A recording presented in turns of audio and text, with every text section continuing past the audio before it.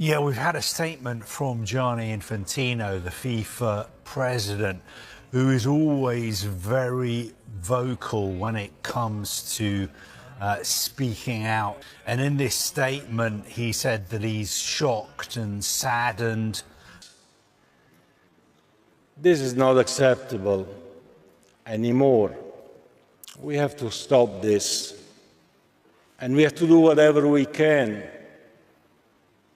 to stop this. A three-step process of the referee who can stop the game, interrupt the game, and ultimately even abandon the game. The disciplinary consequences will have to be a forfeit against the team who has been responsible for the abandonment of the game. Yeah, let me read this to you. The IFAB rule on the VAR principle says if players stopped and been restarted, the referee may not undertake a review, in inverted commas, except for a case of mistaken identity or for a potential sending off offence relating to violent conduct. That's got to change. It's archaic. You're trying to operate technology with archaic rules that handcuff the process. And I suppose, and I think as we were talking off air, there's almost this greater issue now of, and I must say, I'm not calling for an entire match to be replayed, say, but the match, they continue to play the game under the knowledge that this was wrong. But this, I suppose, just relays some of the understandable grievances that a lot more people have about it. Howard Webb has got previous for that in terms of he's now the head of the PGMOL, and he's done that before, hasn't he? It's come out on social media, actually, that when he was in America that happened, that he demanded a game replayed from the incident of the error.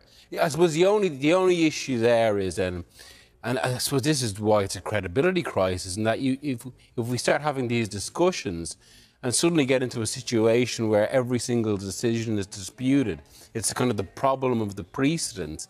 But it does show the sort of the mess this is. The storm around officiating standards in English football has reached a boiling point after FIFA moved decisively in the wake of the controversial VAR incidents involving Arsenal, Manchester United, Brentford, and Wolverhampton Wanderers. What many fans initially dismissed as another week of Premier League debate has now escalated into a broader conversation about refereeing accountability, technological reliability, and the integrity of match outcomes. The flashpoint came after Arsenal supporters erupted over what they described as a VAR robbery during the heated clash with Manchester United.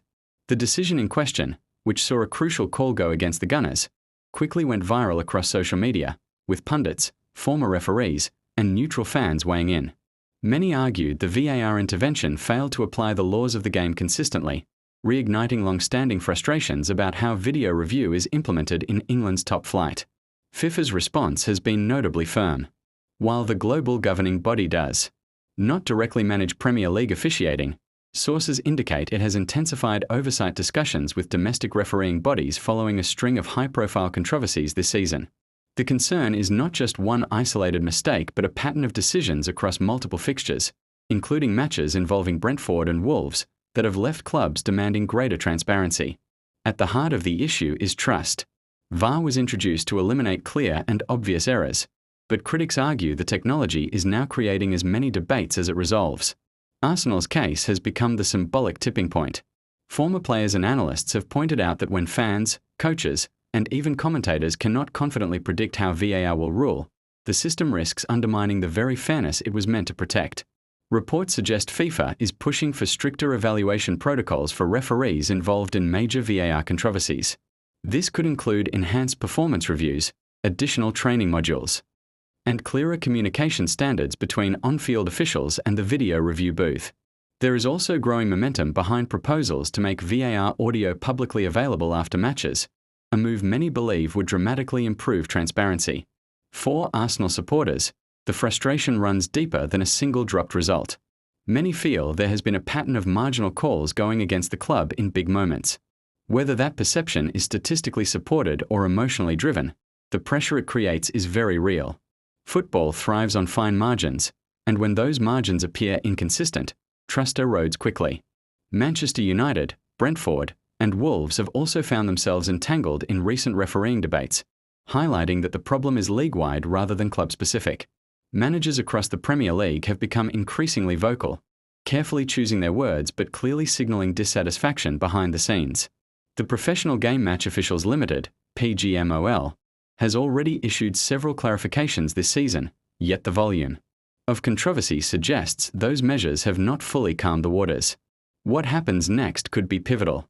If FIFA's push leads to meaningful structural changes, such as semi-automated offside expansion, faster review timelines, or greater post-match transparency, this moment may be remembered as the turning point that finally refined VAR's role in English football.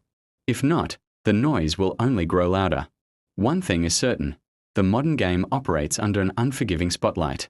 Every frame is dissected, every decision replayed endlessly, and every perceived injustice amplified globally within seconds. For referees, the margin for error has never been smaller. For fans, patience has never been thinner. As the season progresses, all eyes will be on how officials respond and whether consistency improves in the matches ahead.